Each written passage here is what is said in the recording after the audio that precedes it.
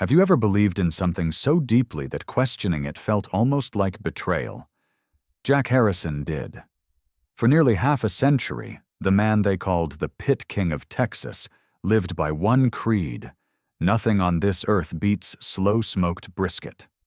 To Jack, barbecue wasn't just food. It was faith, fire, and legacy. He'd built his name on that conviction, won trophies across Texas, appeared on national television shows, and had restaurants bearing his name from Dallas to Amarillo. If anyone dared say otherwise, he'd chuckle, tip his hat, and let the smoky flavor of his brisket do the talking. But then came the whisper that started to bother him. It wasn't from another American pitmaster, not from Kansas City or Memphis. It was from halfway around the world. "Lechon from the Philippines," they said, "makes Texas brisket taste ordinary." At first, Jack laughed. How could a tropical island beat Texas when it came to meat and smoke? But the whispers grew louder. Food critics, YouTubers, even a Michelin-starred chef he respected said it. Lechon, they called it, the gold standard of roast pork. And the more he heard it, the more something inside him burned. Not anger, but curiosity. One evening, sitting on his porch under the soft hum of Texas cicadas, Jack scrolled through a viral video titled "The World's Most Perfect Roast, Filipino Lechon." The screen lit up with images of golden, glistening pork skin cracking under a knife, the crowd cheering, children laughing, and someone whispering, "Lami kayo," whatever that meant. Jack leaned closer. The sound of the crisp crackle echoed through his laptop speaker. He could smell it almost, like roasted dreams and festival nights. Then he saw something that stopped him: a priest blessing the lechon before it was served. That was new. No one blessed brisket in Texas. "What kind of people pray over a pig?" Jack muttered to himself. But the image stayed. It wasn't arrogance, it was reverence. There was something sacred about the way those people treated food. Not as a dish, but as gratitude made visible. He turned off the screen but couldn't shake it off. For the first time in his life, Jack Harrison, the man who never questioned the taste of Texas, felt unsure. Rumors began to swirl among his friends. Someone joked at a BBQ festival, "Hey Jack, you heard about them Filipinos? They say their lechon can beat your brisket blindfolded." Laughter erupted, but Jack didn't join. Instead, he looked at the fire pit before him and whispered, "Maybe it's time to find out." The next morning, Jack booked a one-way flight to the Philippines. He didn't tell anyone except his daughter, Emily. "Daddy," she said softly, "you're really flying across the world. For pork?" He smiled, eyes glimmering with both pride and humility. "Sweetheart, sometimes a man's got to test what he believes in. Maybe they're wrong. Or maybe I've been blind." At the airport, as he waited at the Dallas gate, a woman sitting beside him noticed the words on his worn-out leather hat. "Pit King." "You're that barbecue guy from TV, aren't you?" she asked. Jack nodded. "Going to Manila," he said with a grin. "Gonna see what this lechon fuss is about." The woman laughed. "Be careful," she said. "You might not want to come back." Hours later, as the plane sliced through the clouds toward the Pacific, Jack looked out the window. Beneath the grizzled mustache and cowboy hat was a man who, for the first time in decades, didn't feel certain. What if this trip proved him wrong? What if that tiny island in Asia held something Texas didn't? A different kind of fire, a deeper kind of love. When he landed in Cebu, the humid air hit him like a wave. The smell of roasted garlic, lemongrass, and charcoal drifted through the breeze. It was festival season, someone told him, and Lechon would be everywhere. The city was alive with color, flags, laughter, church bells, the hum of tricycles. It was chaos, but warm chaos, like a giant family reunion he hadn't been invited to but somehow belonged in. As he walked through the narrow streets, people smiled and waved. Vendors shouted, "Lechon, sir! Best in Cebu!" One little boy ran up and handed him a tiny Philippine flag, then pointed at a roasted pig spinning slowly on a bamboo spit. The skin shimmered in the afternoon sun, blistering to perfection. Jack stopped. He felt the same awe he'd seen on that YouTube video, but now it was real. The sound, the smell, the spirit. He wasn't just looking at food. He was looking at devotion. He whispered under his breath, "All right, Philippines, show me what you've got." What Jack didn't know was that the journey he thought would be about food was about to become something far deeper, a journey of humility, faith, and rediscovery. Because sometimes it's not the fire under the meat that changes a man, it's the fire inside his heart. Jack Harrison had never felt so out of place, and yet so alive.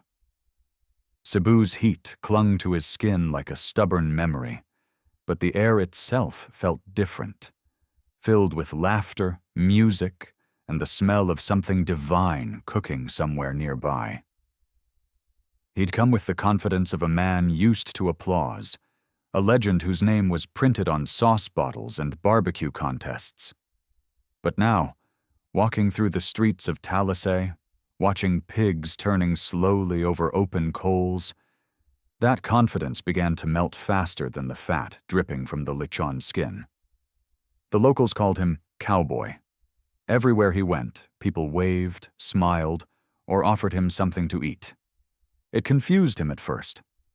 Back home, food was business, competition, pride. Here, it was family. He was supposed to be judging, comparing, dissecting, but somehow, the warmth of the people disarmed him before the first bite even happened. One afternoon, he met a man named Rico, short, sunburned, with hands darkened by years of tending fires. Rico owned a small Lechon stall by the road. His roasting pit was nothing like Jack's stainless steel smokers. It was just a bamboo rod, a pit of coal, and patience that felt almost holy. Rico smiled as he wiped sweat from his forehead. "Sir Jack," he said in broken English, "you want to try my Lechon?" Jack nodded, his skepticism hidden under a polite grin. "Sure, partner. Let's see what you got." Rico sliced a small piece from the roasted pig, the knife gliding through the crackling skin with a sound that made Jack's spine tingle. He watched as the meat glistened, steam rising like incense from an altar. Rico handed him the plate with both hands, almost reverently. Jack took one bite. It was sweet, smoky, salty, with a whisper of lemongrass that danced on his tongue. He didn't speak for a long moment. The crispness of the skin shattered like glass, then melted into something buttery and deep. He felt the quiet around him, the sound of wind, the faraway church bells, and for the first time, Jack didn't have words. Rico looked nervous. "Too salty?" Jack finally exhaled. "Son," he said softly, "that's something else." He sat down on a wooden bench, wiping sweat from his neck. Rico smiled shyly and said, "My mother taught me. She say, if you roast pig, you must be happy. Pig tastes sadness." Jack chuckled, but something inside him stirred. In Texas, barbecue was about mastery. Perfect temperature, perfect smoke. Here, it seemed to be about something invisible. Joy. Over the next few days, Jack visited different towns, Karkar, Lapu-Lapu, even a small village outside Cebu City where the Lechon was cooked for church festivals. Each time, he saw the same ritual. Families gathered, children running around, priests blessing the food, laughter filling the air. It was food woven with faith. He couldn't help but compare it to home. In Texas, his restaurant had become an empire. He remembered employees arguing about profits, customers complaining about waiting times, investors demanding expansion. The heart of it all, the reason he started barbecuing with his father as a boy, had been lost somewhere between fame and flame. One evening, sitting outside a small church in the town of Argao, Jack watched a family prepare Lechon for a baptism. They didn't know who he was, but they invited him to join anyway. "You're far from home, sir," the grandmother said, "but here, everyone eats together." As they prayed, Jack bowed his head awkwardly, unsure of the words, but feeling something stir, a warmth he hadn't known he was missing. When they handed him a small plate, he noticed the grandmother making the sign of the cross before eating. He whispered to himself, "They bless it, and it blesses them back." Later that night, alone in his hotel room, Jack wrote in his travel notebook, "I came to prove something, but I'm starting to think I'm the one being proven wrong." He stared out the window, watching fireworks from a nearby fiesta light up the sky. The sound of celebration, of drums and laughter reached his ears. He realized these people weren't just roasting pigs. They were roasting stories, memories, gratitude. Every spark of coal carried meaning. Every bite carried love. He thought about Emily, his daughter back in Dallas, always telling him that food should bring people together, not divide them. He never really listened. But here, halfway across the world, surrounded by people who had so little yet gave so much, her words echoed differently. That night he couldn't sleep. He kept thinking about Rico's words. Pig taste sadness. He wondered what his food tasted like back home. Was it full of pride, of exhaustion, of loneliness? The next morning, Jack woke before sunrise and walked towards the beach. The air was calm, the horizon glowing faintly orange.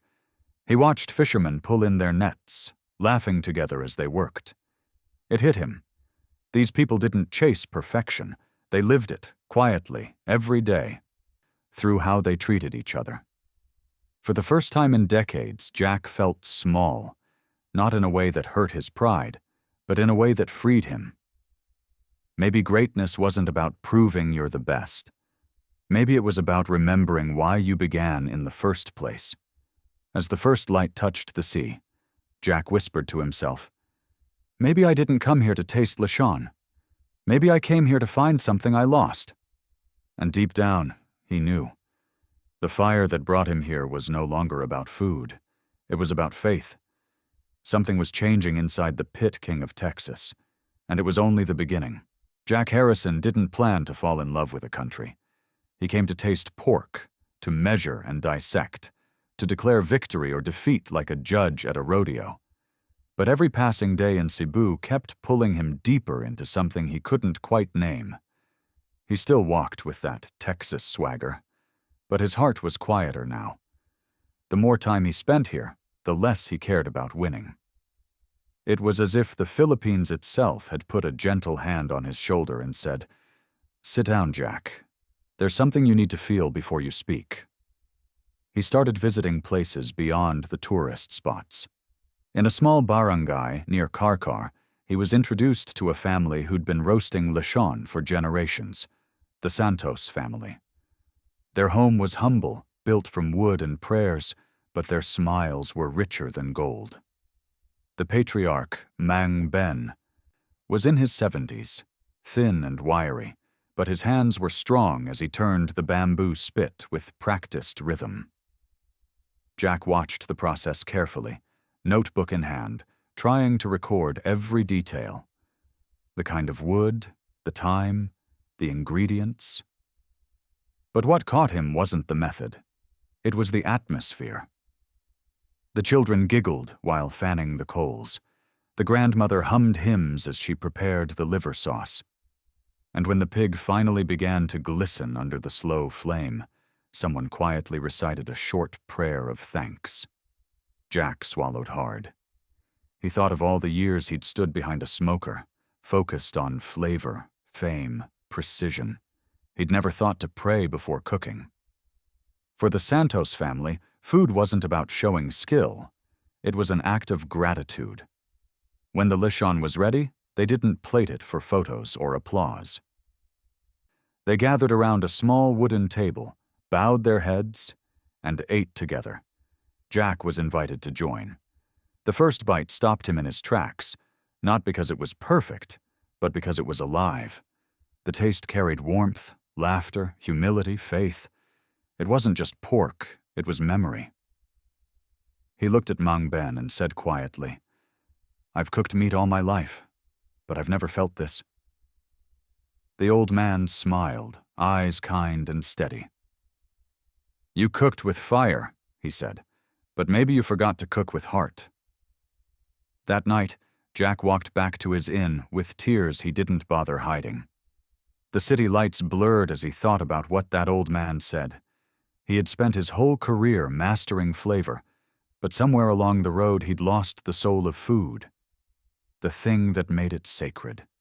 The next morning, he received an invitation from a local culinary school.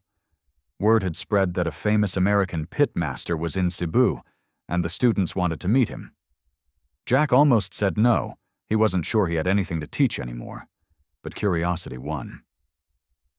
When he arrived, he found a small hall filled with young chefs, all smiling, notebooks ready. One student stood up and asked, "Sir Jack, what makes barbecue so special in Texas?" Jack paused for a long time. "Back home," he said slowly, "we talk a lot about the right wood, the right rub, the right smoke. We chase perfection like it's a trophy, but here, I've seen something I can't find back home. You folks cook with something I forgot about long ago: joy."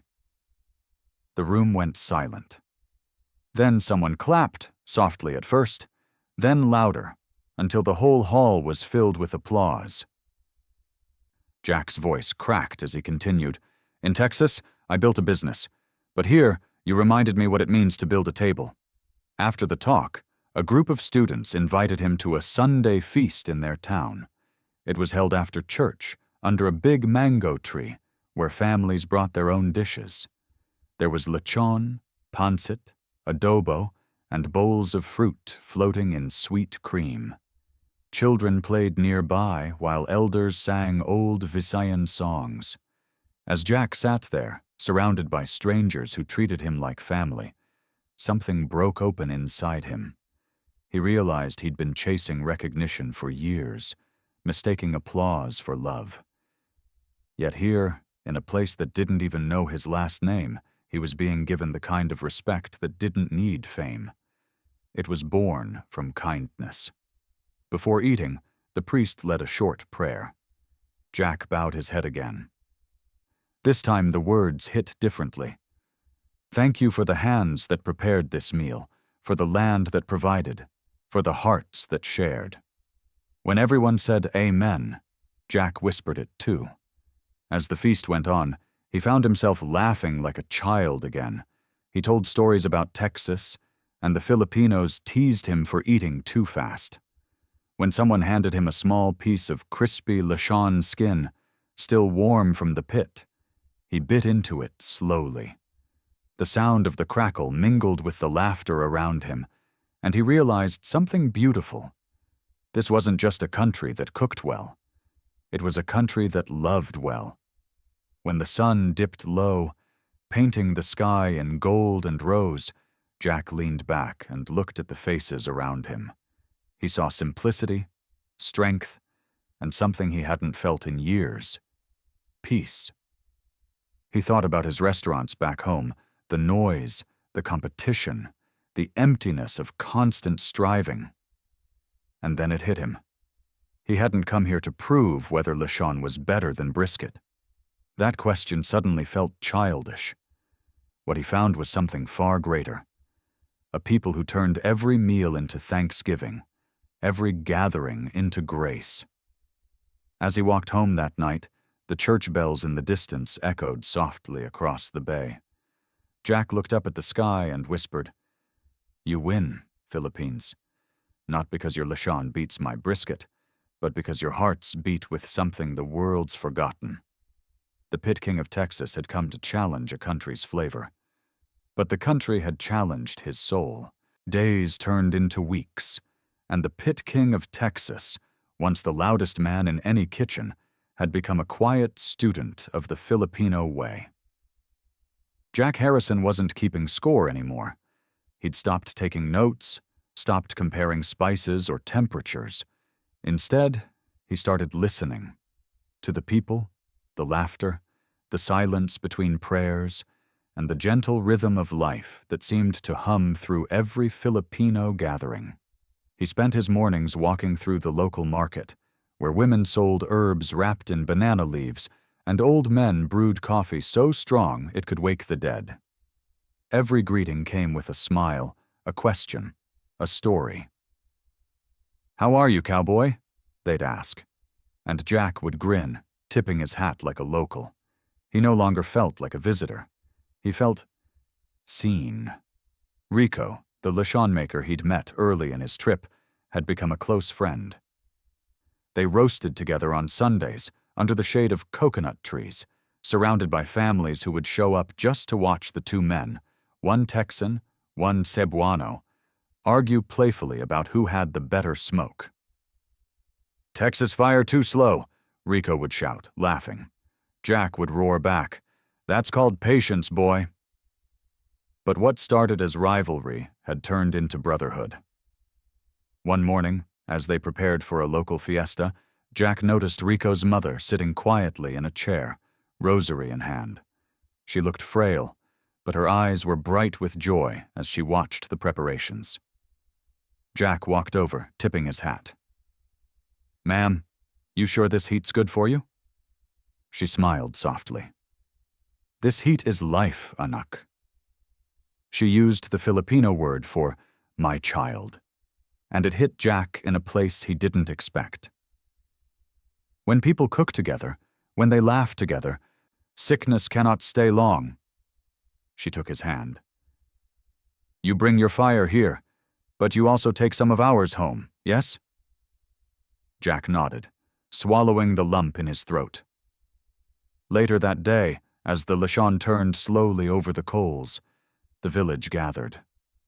There were no fancy decorations, no catering crews, just families bringing their best dishes, neighbors singing with old guitars, children dancing barefoot on the grass. Jack stood near the pit, smoke curling around his face, and felt something sacred.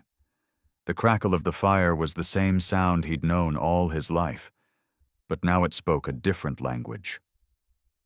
When the Lechon was ready, Rico called out, "Cowboy, you carve!" The crowd cheered as Jack stepped forward. For a moment, he hesitated.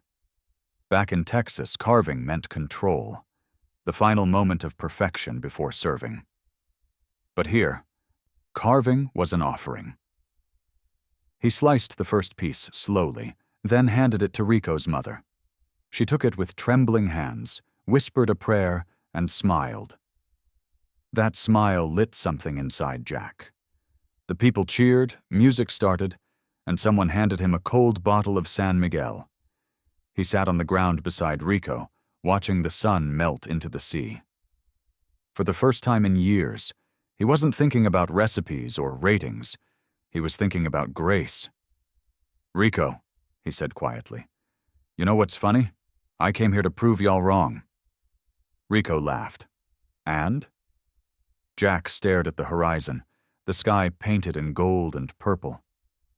"Turns out I was wrong about more than Lechon." They sat in silence, just listening to the waves. Jack thought about his life back home, the empty restaurant at closing time, the awards collecting dust, the nights he ate alone. He'd spent years chasing flavor, but he never tasted what mattered most: belonging. That night, as fireworks lit up the town and the people sang Bayan Ko under the stars, Jack felt tears roll down his cheeks. No one noticed, and he didn't hide them. They weren't tears of sadness. They were of release, like smoke escaping a fire that had burned too long. He looked up at the cross above the small church and whispered, "Thank you." He didn't know if he was talking to God, to the people, or to the Lechon that had somehow become a mirror of his soul. The next morning he woke early and walked down to the beach alone. He carried a small piece of Lechon wrapped in paper, a leftover from the feast. He sat on the sand, watching the sunrise. The sound of the waves, the smell of charcoal still clinging to his shirt. The warmth of the morning, it all blended into something wordless but holy. Jack took a bite, closed his eyes, and smiled. The crispness, the sweetness, the memory, it was all there. But what made him whisper perfect wasn't the taste. It was what it represented: connection, faith, home. A fisherman passing by stopped and recognized him. "Sir Jack," he said, "you like Lechon?" Jack laughed. "Son, I love it, but not just the Lechon, the people who make it, the hands that turn it, the hearts that share it." The fisherman nodded. "Then maybe, sir, you're not visitor anymore. You're one of us." Jack chuckled, tipping his hat. "Maybe I am." As the sun climbed higher, he realized he didn't need to prove anything anymore. The legend of Texas had come to challenge a country, but the country had transformed the man. And deep down, Jack knew. He hadn't just found better food. He'd found better meaning. The fire that once burned for pride was now burning for purpose. Weeks had passed since Jack Harrison first landed in the Philippines, but time here flowed differently. Each sunrise felt like a page from a story he never wanted to end. The Pit King of Texas, who once lived by the clock of competition, was now living by the rhythm of kindness. The laughter, the faith, the food, all of it had melted into his bones. He had come to this country as a man of mastery. He was leaving as a man of meaning. The night before his flight back to Dallas, Jack sat by the same beach where he had once tasted that first piece of Lechon. The moonlight shimmered on the water, and he could still hear the faint hum of music from a distant fiesta. In his hand, he held a small rosary, a gift from Rico's mother. "For protection," she had said, placing it gently in his palm. "And to remind you that you were loved here." Jack turned the beads between his fingers and smiled softly. He thought about all the people he had met, the street vendors who greeted him every morning, the children who waved when he passed, the families who shared their tables without hesitation. They had given him something no trophy or title ever had: a sense of belonging. He pulled out his old, grease-stained notebook, the one he used to write recipes, ratios, and temperatures. Most of the pages were filled with scribbles about heat and flavor. But the last few pages were different. They were filled with words like joy, gratitude, family, faith. He wrote one more sentence before closing it for good. "It's not about the fire under the meat. It's about the love around the table." When morning came, Rico and a few neighbors insisted on driving him to the airport. The whole village seemed to come out to wave goodbye. "Don't forget us, cowboy," one of the kids shouted. Jack laughed, tipping his hat, though his eyes glistened. "Ain't a chance, son," he said. "Y'all are burned into my heart like a good sear." As the car rolled away, he looked back one last time. Smoke from the early morning fires curled up toward the sky, carrying the scent of Lechon, salt air, and prayer. For the first time in his life, he realized he didn't want to be the best anymore. He wanted to be good. The long flight home gave him plenty of time to think. Somewhere over the Pacific, as the cabin lights dimmed and passengers slept, Jack stared out the window at the stars. He thought of his late wife, Mary, who had always told him that pride could be a lonely meal. "You can cook for the world, Jack," she used to say, "but if you forget to cook for the soul, you'll starve where it matters most." He smiled faintly. Maybe this trip had been her way of reminding him. When he landed back in Texas, the familiar dry air greeted him. His restaurant crew was waiting at the gate, holding signs that read, "Welcome back, Pit King," and "Did you show them how it's done?" He smiled, but didn't answer. Something inside him had shifted so deeply that the old titles no longer fit. Back at his restaurant, the first thing he did wasn't to check the grills or the sales reports. He walked into the kitchen, looked at his staff, people who'd worked for him for years, and said, "Close up tonight. We're going to eat together." They looked puzzled, but they obeyed. That evening, instead of serving customers, Jack cooked with his team. No timers, no orders, no pressure, just laughter, shared stories, and food passed hand to hand. Before they began eating, Jack did something no one had ever seen him do. He bowed his head. "Let's say grace," he whispered. The room went still. "Thank you, Lord, for this food, for the hands that made it, and for the people who remind me what cooking's really for." One of his cooks, a young Filipino named Daniel, looked at him with tears in his eyes. "Sir, you sound like home." Jack smiled.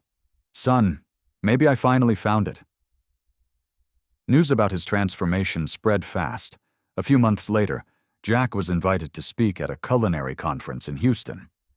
The audience expected him to talk about meat science or the art of smoke. Instead, he walked on stage in his old cowboy hat, paused and said, "Ladies and gentlemen, I went halfway across the world to prove that Texas barbecue was the best. I came back realizing I'd been asking the wrong question." He let the silence linger. "It's not about whose fire burns hotter. It's about who you share the meal with. In the Philippines, I saw people who don't just cook food, they cook love, and that's something every chef in the world should learn." The crowd stood up and applauded. Some were moved to tears. Jack ended his speech the way he always ended his prayers now, with gratitude. "If you ever get the chance," he said, "go to the Philippines, eat their lechon, but don't just taste the pork, taste the spirit of the people. It'll change you just like it changed me." That night, back in his hotel room, Jack sat by the window overlooking the Houston skyline. He opened his notebook again and added one final line beneath his last entry. "In a world chasing fame, the Philippines reminded me that the greatest flavor is humility." He closed the notebook, took off his hat, and whispered softly into the quiet, "Salamat, my friends." The fire of Texas had built his name, but it was the light of the Philippines that rebuilt his soul. And though he was thousands of miles away, he knew that somewhere, on a sunlit island across the sea, the coals were still glowing, burning not just with smoke and spice, but with love.